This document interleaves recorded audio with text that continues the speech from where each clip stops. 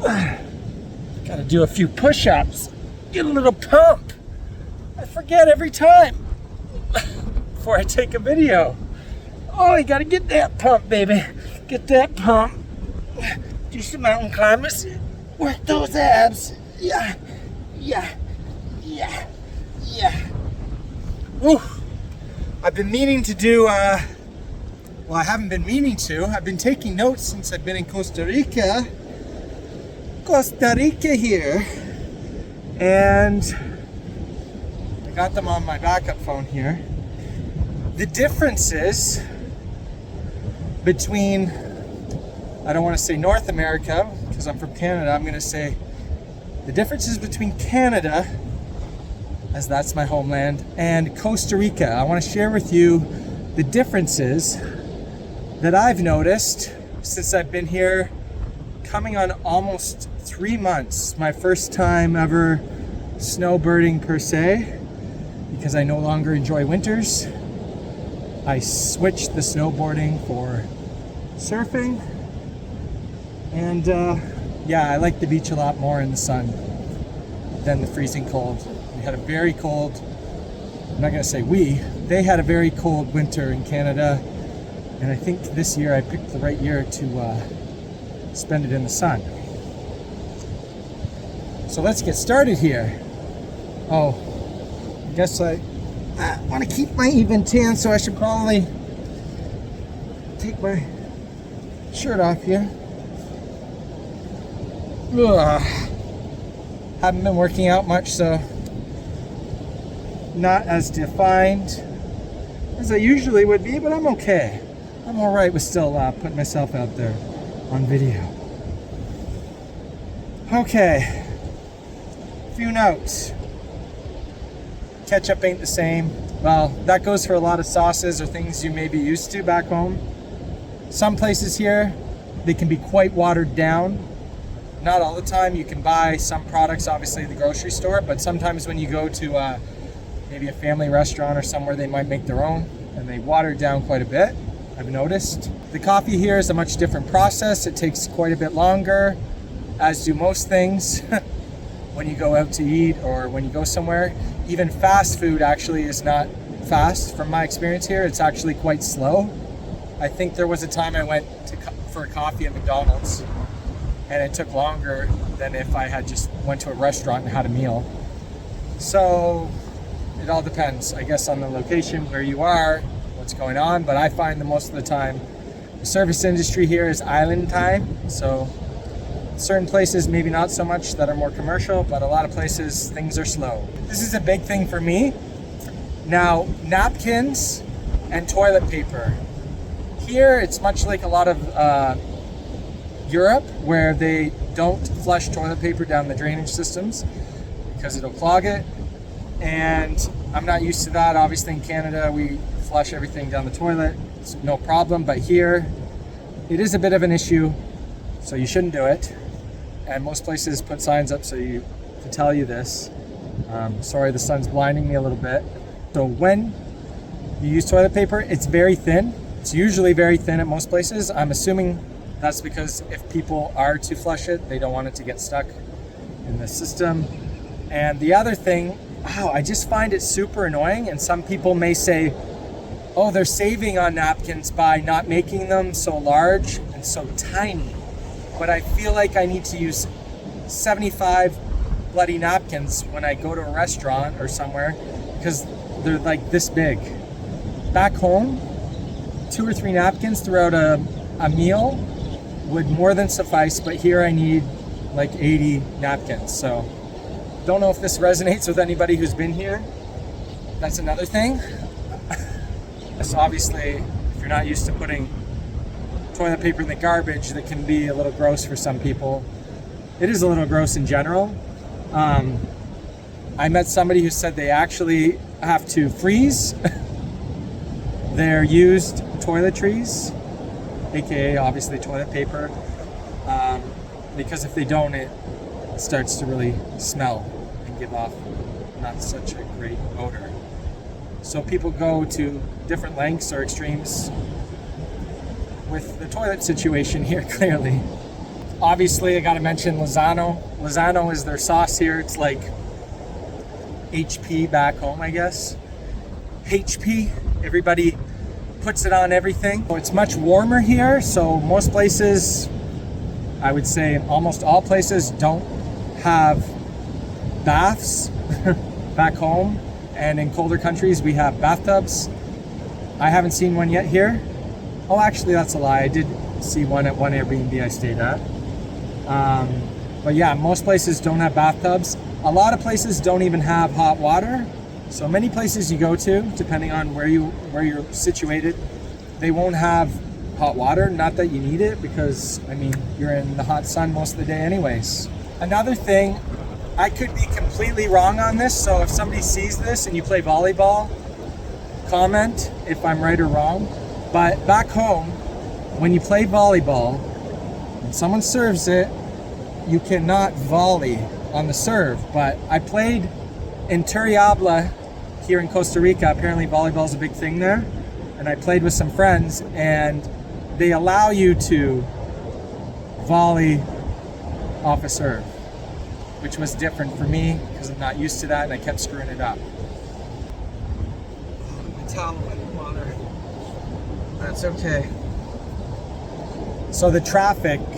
So most places, when you want to travel from one area to another, you usually end up crossing through the main city here, San Jose.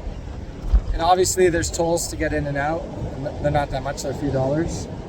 But if you go through the mountains, or you're going through some area, if there's fog or traffic or an accident, because there can be an accident obviously, you're going to be waiting light years for things to move along, because it's just like everything else, a lot slower here. And like back home, you have alternate routes.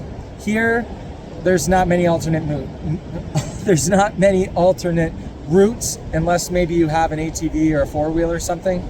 So you're pretty much screwed. I remember when I was leaving San Jose, I think my time to get to where I was going, it tripled, because just in one area, I didn't move. I was at a standstill on the highway. No, not even like a little creep, for an hour, not moving. There's people walking by looking at me. That's okay. That's all right. Oh, if you go to Starbucks or McDonald's, some of the McDonald's don't even have Wi-Fi, which was kind of weird and annoying. And the Starbucks, they don't do points, and I don't think they do refills here. Back home, if you get this is a little insider secret. You can get refills on regular coffees and such, I think tea. But when it comes to other drinks, you can't. But here, I don't think they do refills on anything. Another funny thing I noticed, my camera's about to blow over, is people here, to say hi, from what I've noticed on more than one occasion, they'll like bang on the car if you're like driving by, or they'll yell at you like super loud, like you think something happened, you ran over a dog or something, but they're literally just saying hi to each other. Back home, if somebody banged on your car or yelled at you, it's because they're pissed because you did something stupid. A big thing back home is tipping. I mean, the tip culture has become outrageous at many places. Like some places, when you go to a restaurant, there's a crab crawling on my toes right now, if you can see it. Don't fall. Oh, fell in the water at least. Yeah, so the tip culture here. Most people, they don't tip because it's included. So there's a 10% gratuity at most places. Could be more maybe at some places, I don't know. But for the majority of places, when you go out, there's a 10% gratuity. If you want to add more, if you've had excellent service, obviously that's up to you. But most people, you don't have to tip. And another big thing related to this is taxes. I think my phone's gonna blow over in the water. So with taxes, they're included, which I really like, because back home, obviously you always got to factor in the tax. Here, you don't have to think about it. You buy something, it's the price that it was on the shelf or whatever you looked at. So I really appreciate that more here. Phone, stay. Don't blow. Don't go. Don't do it when you gotta go to it. Gas stations. So I have yet to see a gas station where you fill up the gas yourself. It's all full service from what I've experienced. And no, you don't have to tip the people, although I'm sure they would gladly take a tip if you want to tip them. Some places wash your windows, most don't, from my experience. One thing you can do, like in a lot of countries that are touristy or popular, I don't want this to fall over, is negotiate. I mean, you can negotiate, I guess, anywhere you go, but with big corporations, companies, obviously that's not an option. A lot of businesses are ran here, families, whatever, so a lot of the time, especially with tourism, the first price they quote you is obviously a lot more, and obviously you can gladly pay it, but if you're like me and you travel a lot and you're trying to make the most of your time and your money and deals, you try to negotiate. That's just how I've always been. I guess my father brought me up that way. I don't always pay the first price. I try to see if there's wiggle room to negotiate. That's one of my biggest things in life. If you don't ask, you don't get. What's the worst thing that happens if you ask is they say no. It's just skin. And that's a bulge. Man bulge. My shorts are too tight. All right. And the final last one that would never happen back home. At least I can never foresee this happening in North America. When you go to a grocery store, you can even do it with some meats, which is very interesting. But veggies and fruits, eggs, I just literally picked up eggs. You don't have to take what's predetermined in the batch of whatever you're getting. So if there's like a stalk of celery, you can take 2 or 3 pieces and rip it off and go and pay for it. I don't really know. I guess it's by weight, obviously. So you can do that with, like, they have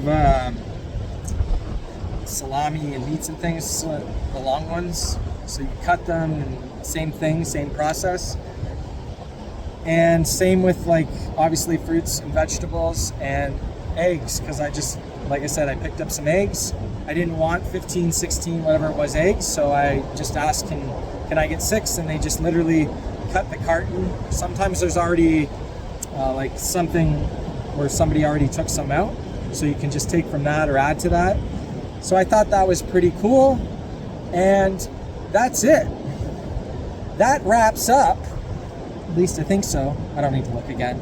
That's most of the notes I've taken for the differences that I have noticed being Canadian, almost 3 months now, in Costa Rica. Now it's time to enjoy the sunset.